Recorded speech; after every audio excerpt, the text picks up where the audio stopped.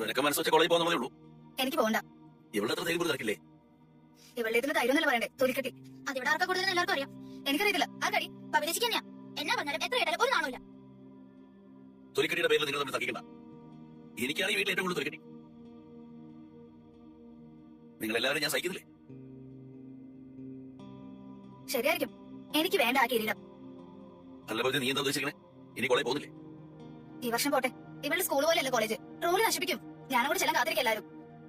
നിന്റെ ഒരു അക്കാഡമിക് ഇയറാണ് നഷ്ടപ്പെടാൻ പോകുന്നത്. ഒരു വർഷമല്ലേ, പോട്ടെ.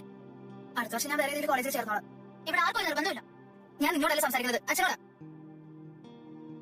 പഠിപ്പിന്റെ വിലയേറിയാത്തവരാ അത് നിസ്സാരമായിട്ട് കാണുന്നത്. മോളെ, ഇത് ഞാൻ വരാം നിന്നോട് സ്കൂളിലേക്ക്. അച്ഛൻ വരാനോ? അച്ഛനാരെങ്കിലും കളിയാക്കിയാ എനിക്കിഷ്ടമല്ല. സാരമില്ല, ഞാൻ വരാം. എന്റെ മോളെ തരിച്ചു പോണ്ട. നിന്റെ കൂട്ടുകാരെങ്ങനെ പ്രതികരിക്കുന്ന എനിക്കത് കാണണം. ഇവിടെ ഹെഡ് ബിസിനസിനെ കണ്ട് നിന്റെ കാര്യമൊക്കെ ഒന്ന് പറഞ്ഞിരിക്കുക വേണം. അല്ലെങ്കിൽ എനിക്കൊരു സമാധാനം കിട്ടത്തില്ല. താങ്ക് യു അച്ഛാ. അച്ഛൻ കൂടെ വന്നാൽ എനിക്ക് പിന്നെ നോക്കാനില്ല.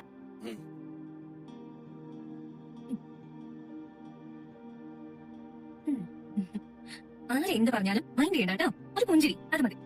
ആരോടും അത് മാത്രം മതി. ഇത് തന്നെ മൂർച്ചയുള്ള വാണിന്റെയും മുനം അടങ്ങും. ഇതേത്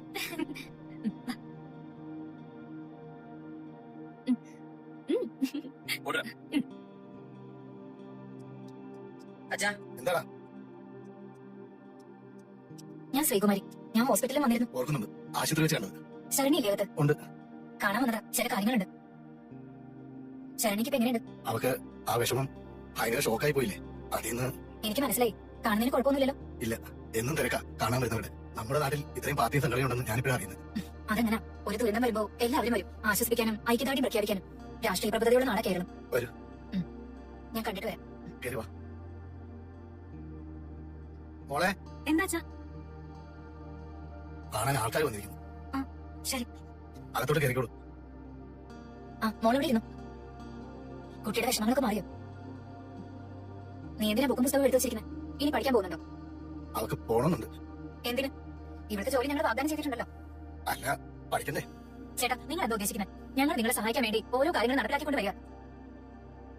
വെറുതെ അതെല്ലാം തുറച്ചു കളയല്ലേ? എനിക്കൊന്നും മനസ്സിലാവുന്നില്ല. ഇവിടെ പഠിക്കാനേ പോകേണ്ടതാണോ? എന്തിനു പഠിക്കണം? അല്ലാതെ എന്നെ ഇവിടുത്തെ ജോലി കിട്ടും. എന്നാ ജോലി? സ്വീപ്പർമാരുടെ തസ്തികകളുണ്ട്. ഗവൺമെന്റ് ഗസ്റ്റ് ഹൗസുകളിൽ ഹൗസ് കീപ്പർമാരെ ആവശ്യമുണ്ട്. അങ്ങനെ എന്തെങ്കിലും ഒരു ജോലി കിട്ടും. ഇവർക്ക് മെഡിസിൻ ചേർന്ന് പഠിക്കാൻ ആഗ്രഹം. SSLC എല്ലാത്തിലും A+, A ഉണ്ടായിരുന്നു. അതെല്ലാം പോയില്ലേ? നിങ്ങളൊരു കാര്യം മനസ്സിലാക്കണം. കൂട്ടബലാത്സംഗത്തിന് ഇരയായ പെൺകുട്ടി സമൂഹത്തിന്റെ മുമ്പിൽ ഒരു രക്തസാക്ഷിയാണ്. ജീവനുണ്ടെന്നേ ഉള്ളൂ. ഈ നാട്ടിലെ സമൂഹമാണ് അവൾ ഇനി നോക്കേണ്ടത്. അല്ല, പഠിക്കണമെങ്കിൽ ഈ വീട്ടിൽ നിന്ന് നടന്നു പോകണ്ടേ? ബസ്സിൽ കയറണ്ടേ? അപ്പൊ കാണുന്ന ആളുകൾ എന്ത് വിചാരിക്കും? അവൾ പുല്ല് പോലെ നടന്നു പോകുന്നു. അവൾക്ക് ഒരു കോപ്പം പറ്റിയിട്ടില്ല. കൂട്ടുകാരുടെ കൂടെ ചിരിച്ചും കളിച്ച് നടക്കുന്നു. നാട്ടുകാരുടെ സിമ്പതി നഷ്ടപ്പെടും. മനസ്സിലായോ? മലയാളികളുടെ കണ്ണുകൾ തുള്ളിയാണ് ഇവൾ. പീഡന കേസിലെ അതിജീവിത. വീട്ടിനകത്തേക്ക് കിട്ടുന്ന അറിവും ദയും പുറത്തിറങ്ങി പാട്ടും പടിത്തുള്ളി കളിച്ച് നടന്നാൽ കിട്ടത്തില്ല. എന്റെ മോക്കൊരു സന്തോഷം വേണ്ടതാണോ? വീടിനകത്തിരുന്ന് സന്തോഷിക്കാലോ.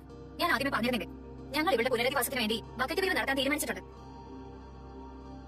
മുഖ്യമന്ത്രിയുടെ വെൽഫെയർ ഫണ്ടിൽ നിന്ന് നല്ലൊരു തുക അനുവദിച്ചു കിട്ടാൻ നിവേദനം സമർപ്പിച്ചിട്ടുണ്ട്. നിങ്ങൾക്ക് നല്ലൊരു വീട് വെക്കാനുള്ള സഹായധനം സ്വരൂപിക്കാനുള്ള ശ്രമവും നടക്കുന്നുണ്ട്. പക്ഷേ ഇതൊക്കെ സാധിക്കണമെങ്കിൽ പീഡന കേസിൽ അതിജീവിത വീട്ടിൽ അടങ്ങി ഒതുങ്ങിയിരിക്കണം. അതിന് ഇവളൊന്നും ചെയ്തില്ലല്ലോ. പീഡന കേസിൽ ഒരു പ്രതിയുടെ വീട്ടിൽ നിന്ന് ഒരു ലേഡി ഇവിടെ കാണാൻ വന്നില്ലേ? അത് അവിടുത്തെ വേലക്കാരിയാ. ആദ്യം വന്നപ്പോ കോളനിക്കാരെല്ലാം കൂടെ അവളെ പറഞ്ഞിട്ട് തല്ലി. മണ്ണെണ്ണ ഒഴിച്ച് കത്തിക്കാൻ പോയി. കത്തിക്കണമായിരുന്നു. അപ്പോഴേ നമ്മുടെ പ്രതിഷേധത്തിന്റെയും പ്രക്ഷോഭത്തിന്റെയും ശക്തി ജനമധ്യത്തിലേക്ക് എത്തുകയുള്ളൂ. യഥാർത്ഥ സമരങ്ങൾക്ക് രക്തസാക്ഷികൾ അത്യാവശ്യമാണ്. എന്റെ മക്കളാ മണ്ണെണ്ണ ഒഴിച്ചത്. അതിന് അവര് ജയിലിൽ പോയി കിടക്കില്ലേ? ജയിലിൽ പോകണം. ആത്മത്യാഗങ്ങൾ എല്ലാ കാലത്തും ഉണ്ടായിരുന്നു. സ്വന്തം സഹോദരിക്ക് വേണ്ടിയല്ലേ? അവളുടെ ചവിട്ടി അരയ്ക്കപ്പെട്ട അഭിമാനത്തെ ഉയർത്തിപ്പിടിക്കാൻ വേണ്ടിയല്ലേ? അവര് കേസിൽപ്പെട്ട് ജയിലിൽ കയറേണ്ടതായിരുന്നു. പോലീസ് കസ്റ്റഡിയിൽ എടുത്ത് ലോക്കപ്പിലിട്ടതാ. പക്ഷെ ആ പെണ്ണ് പരാതി കൊടുക്കാൻ തയ്യാറായില്ല.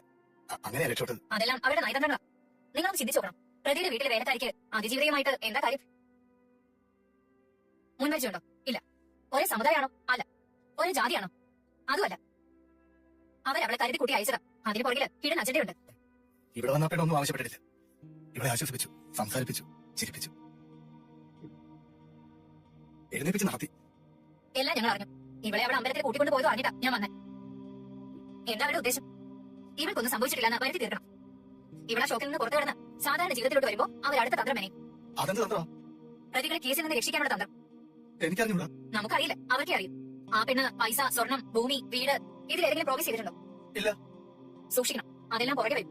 പ്രലോഭനങ്ങൾ, വാഗ്ദാനങ്ങൾ, സമ്മാനങ്ങൾ. എല്ലാം കടന്നു വരാനുള്ള വാതിൽ നിങ്ങൾ തുറന്നിട്ടിരിക്കല്ലേ? ഏത് വാതിൽ? ഈ മുറിക്ക് ഒരു വാതിലേ ഉള്ളൂ. അലീന എന്ന വാതിൽ. ശത്രുപാളയത്തിൽ നിന്ന് ഒരു ചാരവനിത കടന്നു വന്നപ്പോ നിങ്ങൾ തടഞ്ഞില്ല. വലിയ തെറ്റായി പോയി. അവൾക്ക് ഇവളുമായിട്ട് സംസാരിക്കാൻ അവസരം കൊടുക്കരുതായിരുന്നു. ഞങ്ങൾ ഇനി എന്തുവാ ചെയ്യേണ്ടത്? ഇപ്പോഴുള്ള ഇമേജ് പീഡിപ്പിക്കപ്പെട്ട കൂട്ട മാനഭംഗത്തിന് ഇരയായ പെൺകുട്ടി അതിജീവിതം. ആ ഇമേജ് കളയരുത്. സമൂഹത്തിന്റെ മനസാക്ഷിയുടെ നേർക്കുള്ള ചോദ്യചിഹ്നമായിട്ട് ദുഃഖപുത്രിയെ പോലെ അവൾ ഈ വീട്ടിൽ കഴിയണം. നിങ്ങൾക്ക് വീട് വെച്ചിട്ടും സഹായധനം കിട്ടും, തൊഴിൽ കിട്ടും. ആ സാധ്യതകളൊന്നും നശിപ്പിച്ച് കളയരുത്. ആ അലീന ഇനി ഇവിടെ വന്ന വീട്ടിൽ കേൾക്കരുത്. കയറ്റിയ ഞങ്ങൾ ഇതെല്ലാം കളഞ്ഞിട്ട് ഞങ്ങൾ നിങ്ങളുടെ പാട്ടിന് പോകും. ശരണി ഇവിടെ നോക്ക്. ഞാൻ ഈ പറയുന്നൊക്കെ നിന്റെ ക്ഷേമത്തിന് വേണ്ടിയാ. നീ ഇങ്ങനെ വെറുതെ തലയാട്ടിയാ പോയാ. ആ അലീന ഇനി വന്ന അവളോട് സംസാരിക്കരുത്. അവളെ വിളിച്ച വീടിന് പുറത്ത് പോകരുത്. എനിക്ക് ആ ചേച്ചിയെ ധൈര്യം തന്നത്, എന്നെ ആശ്വസിപ്പിച്ചത്, എനിക്ക് സ്നേഹം തന്നത്. എനിക്കിഷ്ടം അലീന ചേച്ചി. കഴുതേ, ആ ഇഷ്ടം അവൾ ചൂഷണം ചെയ്യും. നിന്നെ കൊണ്ട് മൊഴി മാറ്റി പറയിപ്പിക്കും. ഞാൻ അലീന ചേച്ചിയോട് സത്യങ്ങളെല്ലാം പറഞ്ഞല്ലോ. എന്ത് സത്യം? അലീന ചേച്ചി ജോലിക്ക് നിൽക്കുന്ന വീട്ടിലെ പയ്യൻ എന്നൊന്നും ചെയ്തിട്ടില്ല. കൂട്ടുകാര് ബലമായിട്ട് പിടിച്ചു വലിച്ചോണ്ട് വന്ന് എന്റെ ദേഹത്തോട്ട് തള്ളിയിട്ടു. അയാള് പേടിച്ചെഴുന്നേറ്റ് ഓടാൻ പോയപ്പോ അവരയാളെ അടിച്ചു, ബാത്റൂമിലിട്ട് അടച്ചു. എന്നിട്ട് കുറെ കഴിഞ്ഞിട്ട് തുറന്നു വിട്ടത്. നീ ഇതെല്ലാം അലീനോട് പറഞ്ഞോ? പറഞ്ഞു. എന്നിട്ട് അവള് മൊഴി മാറ്റി പറയാനും കോടതിയിൽ സത്യങ്ങൾ പറയാനും നിന്നെ നിർബന്ധിച്ചില്ലേ? ഇല്ല. നീ അവളോട് പറഞ്ഞത് വലിയ തെറ്റായി പോയി. ഒരിക്കലും നീ പറയാതായിരുന്നു. ഞാൻ സത്യമേ പറഞ്ഞുള്ളൂ. സത്യം പറയാൻ നീ ആയ സത്യമതിയോ? അലീനയോട് സത്യം പറഞ്ഞിരിക്കട്ടെ. നീ കോടതിയിൽ ചെല്ലുമ്പോ മൊഴി മാറ്റി പറയരുത്. എന്തായാലും നീ അവന്റെ കൂടെ പേര് പറഞ്ഞു. ഇനി അത് മാറ്റണ്ട. പോലീസുകാരും പാർട്ടിക്കാരും എല്ലാരും കൂടി നിർബന്ധിച്ചിട്ടാ ഞാൻ ജോയിത്തിന്റെ പേര് കൂടി പറഞ്ഞത്. എനിക്കിപ്പോ നല്ല വിഷമം തോന്നുന്നു. ഒരു വിഷമം തോന്നണ്ട. അവനൊന്നും ചെയ്തില്ലെങ്കിലും അവനോട് വന്നല്ലോ. നീ ഒരു കാര്യം മനസ്സിലാക്കണം. മുതലാളി വർഗത്തിന്റെ പ്രതിനിധിയാ അവനും. പണവും അധികാരം കയ്യിലുണ്ടെങ്കിൽ പാവങ്ങളുടെ മേൽക്കൂതിര കയറാമെന്ന് കരുതുന്ന ഭൂഷകളുടെ കുടുംബത്തിൽ നിന്ന് അവന്റെ വരവ്. പാവങ്ങളുടെ അധ്വാനം കണ്ണീര് മാറ്റിയെടുത്ത് ഉണ്ടാക്കിയതാണ് അവന്റെ അച്ഛന്റെ ജ്വല്ലറിയും ടെക്സ്റ്റൈൽസും ഹാർഡ്വെയർസും എല്ലാം. അവർക്കെതിരെ ആഞ്ഞടിക്കാൻ നമ്മുടെ കയ്യിൽ കിട്ടിയ ഒന്നാമതൊരു ആയുധമാണ് അവൻ. നീ അത് നശിപ്പിക്കരുത്. അവനും നിന്നെ മാനബന്ധപ്പെടുത്തിയിട്ടുണ്ട്. ഇല്ലെന്ന് കരുതണ്ട. അവന്റെ പേര് മാറ്റി കളയാൻ വേണ്ട. മനസ്സിലായോ? ശത്രുവിന്റെ ഏജന്റിന് വീട്ടിലെ പ്രവേശനം കൊണ്ട് തന്നെ ഫലം കണ്ടോ? ഇതാണ് ഞാൻ പറഞ്ഞത്, സൂക്ഷിക്കണമെന്ന്. ഇവളുടെ മനസ്സിൽ കള്ളമില്ലാത്തതുകൊണ്ട് പറഞ്ഞു പോയതാ. പറഞ്ഞിരിക്കട്ടെ, ഇനി ആവർത്തിക്കാതിരുന്നാ മതി. ചില സത്യങ്ങൾ കുഴിച്ചു മൂടാനുള്ളതാ. അവളെ ഇനി ഇങ്ങോട്ട് അടുപ്പിക്കണ്ട കേട്ടോ. രണ്ട് കാര്യങ്ങൾ മനസ്സിൽ വെച്ചോളണം. ആ സത്യം വിളിച്ചു പറഞ്ഞതുകൊണ്ട് നമുക്ക് യാതൊരു ഗുണം കിട്ടാനില്ല എന്ന് മാത്രമല്ല, കുറച്ച് വിമർശനങ്ങൾ കേൾക്കേണ്ടി വരും. രണ്ടാമത്തെ കാര്യം, കേസിന്റെ ബലം കുറഞ്ഞു പോകും. നിങ്ങൾക്ക് കിട്ടാനുള്ള ആനുകൂല്യങ്ങളെല്ലാം നഷ്ടപ്പെടും. എന്നാ ഞാൻ അറിയട്ടെ, ഇനിയും വരാം. പറഞ്ഞതൊക്കെ ഓർമ്മയിലുണ്ടാവണം. ബാലക്കുണ്ടല്ലേ? ഉണ്ട്. വിളിച്ചിട്ടുണ്ടായിരുന്നു. കേസിന്റെ കാര്യത്തിന് വേണ്ടിയാ. അച്ഛൻ മുകളിലുണ്ട്. ഓക്കെ. ബാലക്ക, ആ തനത്തിയോ വാ ഇരിക്ക. എടാ, നമ്മൾ ഷേണായിക്ക് 14 ലക്ഷം രൂപ കൊടുക്കണം. എല്ലാം കൂടെ ഏത് ശതമാനം പറയട്ടെ? നമ്മൾ പേയ്മെന്റ് നടത്തുന്ന സമയത്ത് ഷോപ്പ് കണ്ടിട്ടേക്കായിരുന്നു. ഓ ആ അതുപോട്ടെ. ഞാൻ തന്നോട് വരാൻ പറഞ്ഞത് കോൺഫിഡൻസ് ആയിട്ട് ഒരു കാര്യം സംസാരിക്കണം. എന്ന് പറയട്ടെ. എടോ, നമ്മുടെ രോഗിയുണ്ടല്ലോ, അവൻ ആ പീഡന കേസ് ശരിക്കും പ്രതിയല്ല. അവരെ പലപ്പോഴും കുടിക്കുക. അപ്പം അങ്ങനെയല്ല പെർമിഷൻ അന്ന് പോലീസിൽ പറഞ്ഞത്. 4 പേര് പിടിച്ചതല്ലേ? അതൊക്കെ പച്ച കള്ളായിരുന്നല്ലോ. അലീന ശരണിയുടെ വീട്ടിലേക്ക് പോയിരുന്നില്ലേ? കഴിഞ്ഞ തവണ പോയപ്പോ അവൾ അലീനയോട് സത്യം തുറന്നു പറഞ്ഞു. രോഗിക്ക് അതിൽ ഒരു പങ്കുമില്ലാന്ന്. ഇനിയിപ്പോ അവളെ തിരുത്തി പറയാ. പറയിപ്പിക്കണം. അതിനുള്ള മാർഗം എന്താണെന്ന് ആലോചിക്കണം. അതിനാണ് ഞാൻ തന്നെ വിളിച്ചു വരുത്തിയത്. പോലീസിനോട് ആ പെൺ സത്യം പറഞ്ഞാൽ പോരെ? പോലീസിനോട് മാത്രം പറഞ്ഞാൽ പോരാ. പത്രസമ്മേളനം വിളിച്ച് സകല പത്രക്കാരോടും പറയണം. എല്ലാ TV ചാനലുകാരോടും പറയണം. സകല സാമൂഹ്യ മാധ്യമങ്ങളോട് പറയണം. അവരെല്ലാം കൂടെ ദിവസങ്ങളോട് ആഘോഷമല്ലേ? അതിനെ ആ പെൺകുട്ടി പത്രസമ്മേളനം നടത്തി സത്യം വെളിപ്പെടുത്താൻ സമ്മതിച്ചോ? ഇല്ല. അതാണ് നമ്മുടെ പ്രശ്നം. അലീനയോട് മാത്രമേ പറഞ്ഞിട്ടുള്ളൂ. അവളുടെ വീട്ടുകാർക്ക് പക്ഷേ അറിയാം. പാട്ടം നമുക്ക് പോലീസിനോട് പറഞ്ഞ് അവർക്ക് ചോദ്യം ചെയ്ത് സത്യം പുറത്തുകൊണ്ടുവരാൻ പറ്റില്ലേ? എടോ, അവരാണ് എന്റെ മകനെ കൂടെ പ്രതികരിക്കാൻ വേണ്ടി ഉത്സാഹിച്ചത്. ആ CI ഗോപാലകൃഷ്ണ പണിക്കർ അയാളൊരു മോശം പറയട്ടെ. അന്ന് അലീനെ ചോദ്യം വിളിച്ചോണ്ട് പോയിട്ട് അവിടെ പാതിരാത്രി വരെയും കസ്റ്റഡി വെച്ചോണ്ട് അയാളാ. അയാൾക്ക് എന്നാ എന്നോട് വൈരാഗ്യം?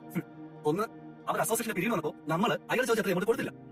ഇനി രണ്ടാമത്തെ കാര്യം, നമ്മുടെ ജോലി സ്വർണ്ണ മാറ്റിയ കേസ് ഉണ്ടായിരുന്നില്ലേ? അത് പിടിച്ചപ്പോ അയാൾ നല്ല എമൗണ്ട് കൈക്കൂലിയിട്ട് പ്രതീക്ഷിച്ചിരുന്നു. നമ്മളത് കൊടുത്തില്ല. അത് സാരമില്ല. അയാളുടെ തലയ്ക്ക് മീതെ പോലീസ് ഉണ്ടല്ലോ. ആ പെൺകൊച്ച് നമ്മളോട് നിൽക്കുക പറയട്ടെ. അതാണ് പ്രശ്നം. അലീനോട് അവൾ സത്യം പറഞ്ഞു. അതൊരു പ്രത്യേക സാഹചര്യത്തിൽ പറഞ്ഞതാ. എല്ലാവരോടും പറയണമെന്നില്ല. അലീന എന്താ പറയുന്നത്? നമ്മളായിട്ടൊന്നും ചെയ്യണ്ട എന്നാണ് അവളുടെ അഭിപ്രായം. അതിനങ്ങനെ നമ്മളല്ലേ എന്തെങ്കിലും ചെയ്യേണ്ടത്?